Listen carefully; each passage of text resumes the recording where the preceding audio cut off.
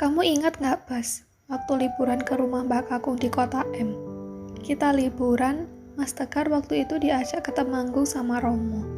Terus aku mutung karena pengen jalan-jalan juga. Jadi kita ke kota M deh. Karim melirik Lebas yang duduk di kursi belakang lewat kaca spion atas. Dia terlihat molor, tapi matanya terbuka sedikit, lalu tertutup lagi. Dia cuma pura-pura tidur. Kota M ini perbatasan antara Yogyakarta dan Magelang. Hanya terdiri dari satu jalan utama yang membentang. Ya, cuma satu toktil, kota yang aneh. Sambung Karim lagi seolah tak peduli tak ada yang mendengarkan.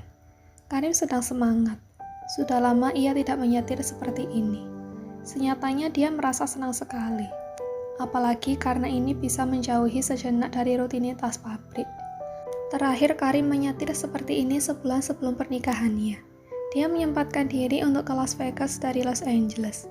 Sebelum perjalanan itu, Karim menyempatkan diri menengok Lebas yang kuliah di San Francisco. Didapati anak itu mendadak maniak Bob Marley tapi tiba-tiba mencukur habis rambutnya. Perjalanannya ke Vegas bersama teman-teman adalah liburan yang tak tergantikan. Tidak bermaksud pesta bujang. Mengingat sebulan kemudian ia menikah.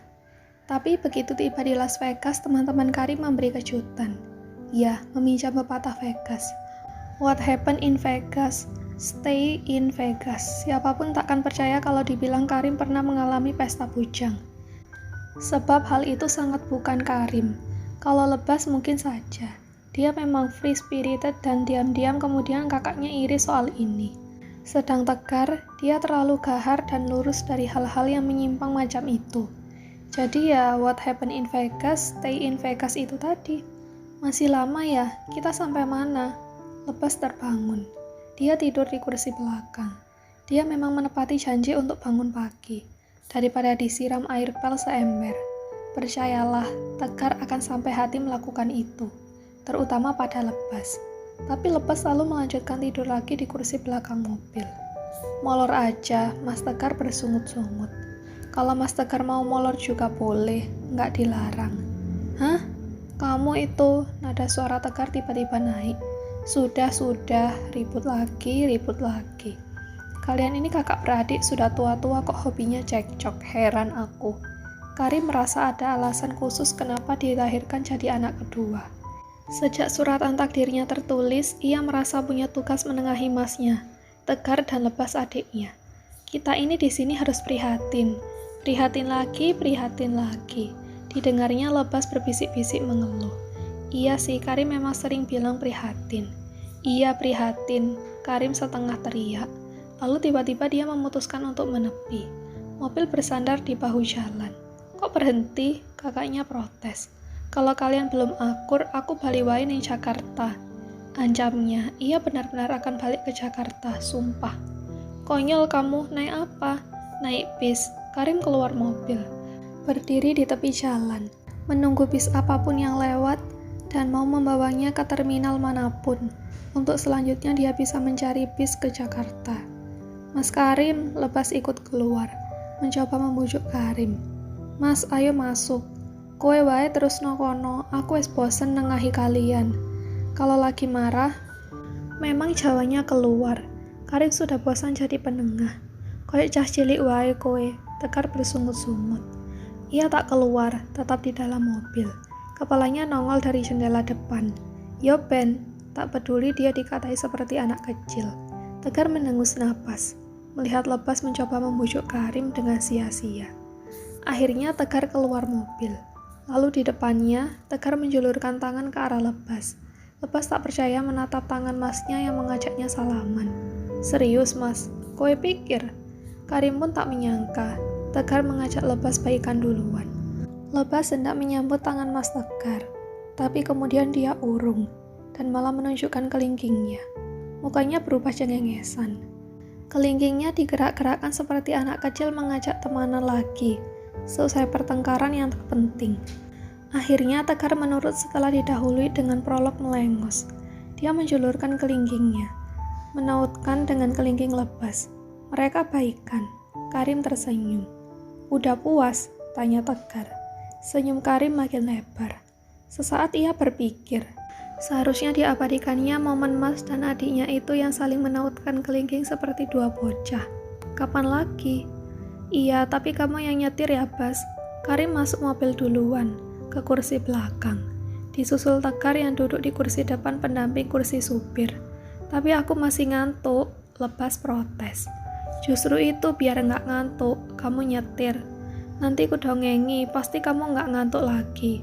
Dongeng Kancil Nyolong Timun, dongeng tentang Mbah Jagat. Pasti kamu belum dengar deh. Lepas duduk di kursi pengemudi. Ia menstarter mobil dan melaju. Karim pun menceritakan apa yang dulu pernah didengarnya tentang keluarga mereka. Keluarga Kretek Jagat Raya. Dan itu semua dimulai dari mbah kakung mereka, Mbah Jagat. Nama lengkapnya Sujagat. Konon, zaman dulu orang boleh memilih nama ketika ia besar.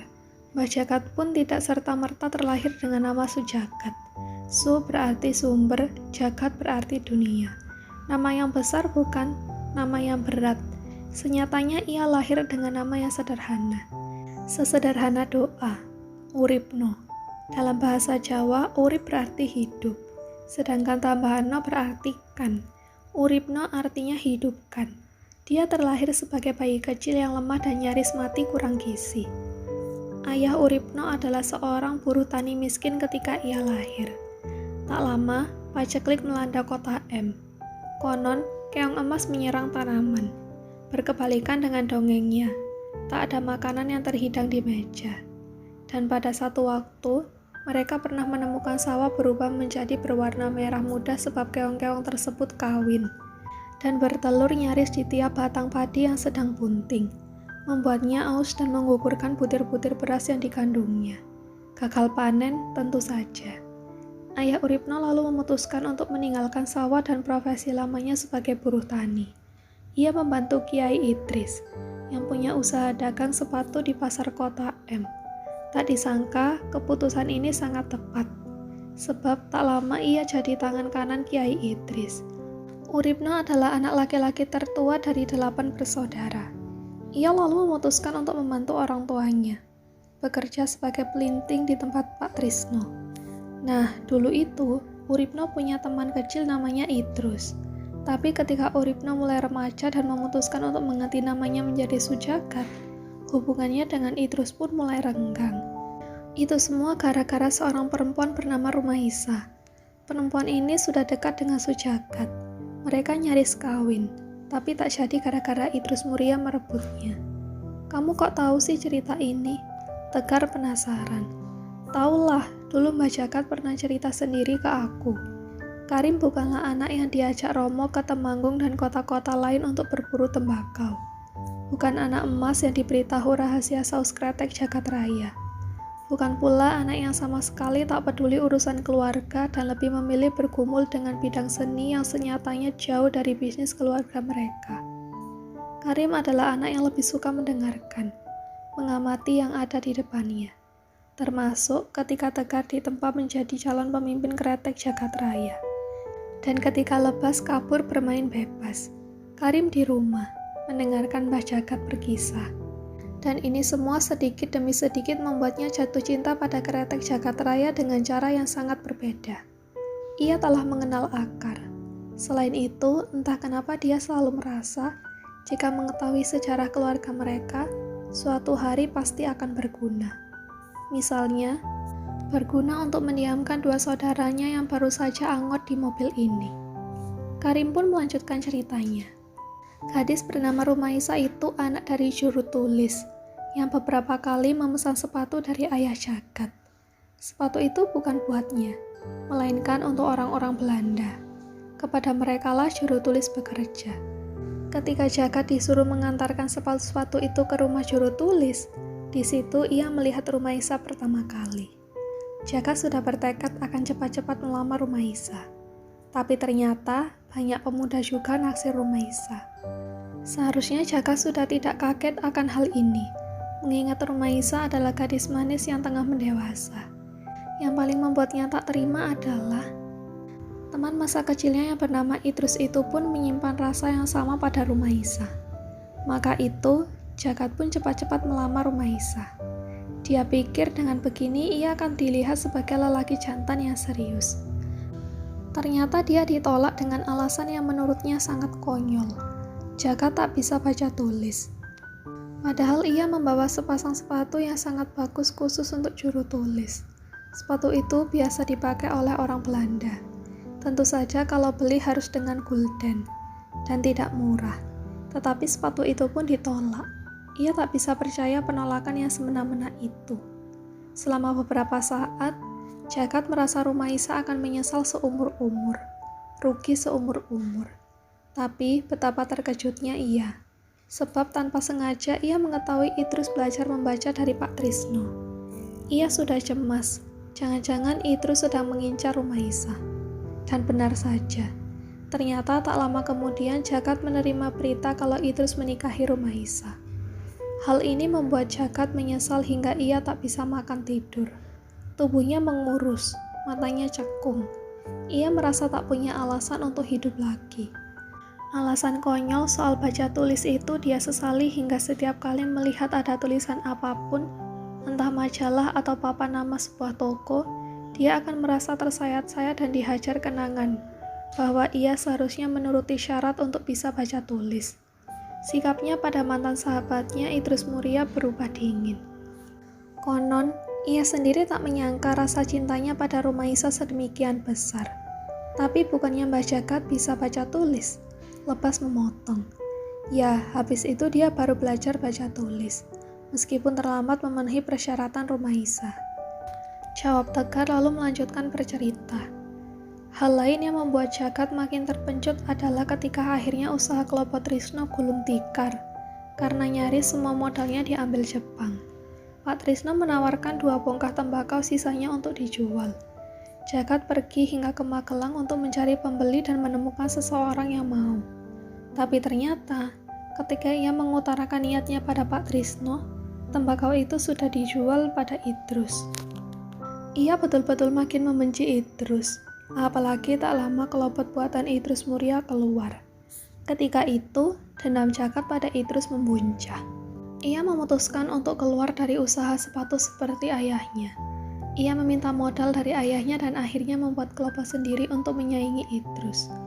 Awalnya dia menyewa jasa seorang juru tulis untuk menulis nama dagang kelopotnya dengan baik dan tak seperti cakar ayam. Lama-kelamaan, usahanya berkembang dan ia pun membuat selubung kemasan lengkap dengan etiket berbentuk kotak ketupat yang bergambar dirinya. Nah, itu etiket yang digantung di kantor Mas Tegar, ujar Karim. Lucu ya, zaman dulu pakai gambar muka sendiri. Pede banget, Tegar berkomentar. Mas Tegar kalau bikin merek kretek baru pakai gambar mukamu aja mas, derai tawa lepas mengikuti setelah kalimat itu. Karim pun ikut tertawa. Harus diakui itu lucu. Sialan kalian, Tegar tersungut-sungut. Karim dan Lepas lanjut tertawa sampai-sampai saking gelinya ia harus memperlambat laju mobil. Matanya sampai basah karena saking keras tertawa. Tak lama, setelah bisa mengendalikan diri, cerita Karim masih berlanjut. Tapi ia memberi prolog untuk kisah kali ini. Kalau yang ini, aku ndak yakin betul kejadian. Habis Mbak Jagat itu kayaknya dendam kesumat banget sama yang namanya Idrus. Dia sampai menyumpah serapahinya ketika bercerita. Padahal aku kan saat itu masih kecil. Sampai-sampai ibu menegur Mbak agar jangan mengajariku berkata kasar. Jadi aku curiga cerita kelanjutan kisah cinta segitiganya cuma khayalannya. Begini kisahnya. Terdengar kabar bahwa Rumaisa sudah menjanda. Ternyata Idrus bukan lelaki yang bertanggung jawab. Dia lari pontang-panting sembunyi karena takut dibawa Jepang ketika mulai kependudukannya di Indonesia. Sedangkan Jagat memutuskan untuk bertahan dan melihat perkembangan di kotanya. Jagat yang pada dasarnya masih mencintai Rumaisa, tentu prihatin dengan keadaan Rum. Ia tak terima suaminya Idrus, si musuh bebuyutan Jagat, meninggalkan perempuan pujaan hatinya tanpa tanggung jawab. Benar saja, begitu Jagat datang, Rumaisa dengan senang hati membuka hatinya. Dia merasa punya teman untuk berbagi cerita. Dia hanyalah perempuan yang rapuh, butuh punggung lelaki untuk bersandar. Jagat dan Rumaisa memadu kasih. Sampai-sampai Jagat memberi nafkah per bulan. Ia merasa kasihan pada perempuan itu. Maka ia pun ingin menikahi Rumaisa. Perempuan itu sudah mau, tahu-tahu Idrus balik. Ketika itu Jepang telah pergi. Idrus berani keluar dari persembunyiannya. Rumaisa sebenarnya sudah memilih Jagat. Karena ternyata Idrus selama itu telah membuat Rumaisa menanti-nanti sendiri tanpa kepastian dan diliputi kegalauan. Seharusnya Idrus harus merelakan Rumaisa. Tapi ternyata ia menantang Jagat di tengah-tengah pasar. Jagat dituduh sebagai perusak rumah tangga Idrus dan Rumaisa. Padahal laki-laki itu sendiri yang pengecut dan tak bertanggung jawab. Idrus bilang lantang-lantang kepada semua orang di pasar itu. Jika ia bisa mengalahkan Jagat, maka Rumaisa harus kembali ke pelukannya. Jika tidak, Jagat boleh mengambilnya. Tak lama, baku hantam pun terjadi. Dan sialnya Jagat kalah. Rumaisa merelakan diri kembali kepada Idrus, meski dengan berat hati. Menurut cerita Mbah Jagat dulu, Rumaisa menghampirinya yang terkapar di tanah, di tengah pasar, mencoba membantunya menghentikan darah yang mengalir dari hidung akibat dihantam tonjokan Idrus. Tapi lelaki itu dengan semena-mena menarik Rumaisa, seperti Kurawa yang memenangkan Drupadi dari Yudhistira.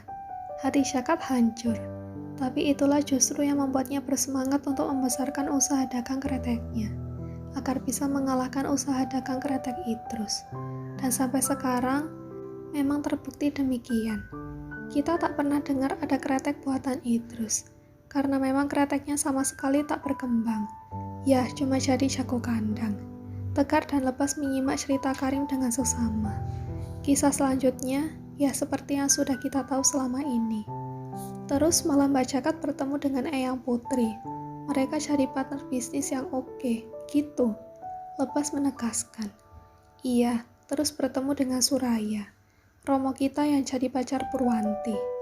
Ibu kita, satu-satunya anak Mbah Jagat, alias pewaris tunggal. Menurut Romo, ia dan Mbah Jagat menjadi partner bisnis. Makanya namanya Romo diambil buat melengkapi kretek Jagat. Jadilah kretek Jagat Raya. Kok bisa sih kalau dipikirkan Mbah dan Romo usianya jauh? Wong Romo kan masih muda banget. Tapi Mbah Jagat mau percaya dengan Romo bahkan mengangkatnya jadi partner. Romo itu anak ajaib, jelas tegar. Dia punya lidah bagus sekali untuk bisa merasakan tembakau dan mencampur saus. Makanya Mbah Jagat senang hati mau menerima jadi partner sekaligus menantu. Oh gitu, lepas manggut-manggut. Tapi bukannya menurut Mbok Marem, Romo itu pacaran sama Jeng ya? Ya mestinya itu sebelum pacaran sama ibu. Sejenak mereka terdiam. Seolah tenggelam dengan pikiran akan tanda tanya yang datang dari masa lalu orang tua mereka. Tiba-tiba lepas memecah kesunyian. Mas berhenti di warung itu ya. Aku mau beli rokok KW sekian kretek Jagat Raya. Siapa tahu nemu yang mereknya unik.